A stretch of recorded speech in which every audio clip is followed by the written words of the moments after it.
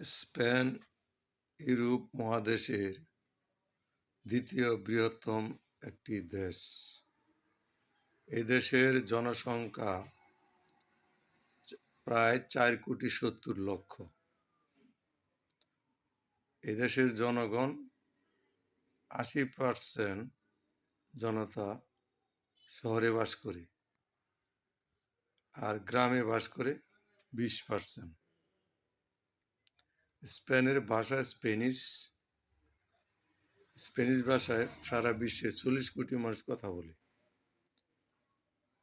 স্পেনের রাজধানী Madrid. Catholic আছে 85%।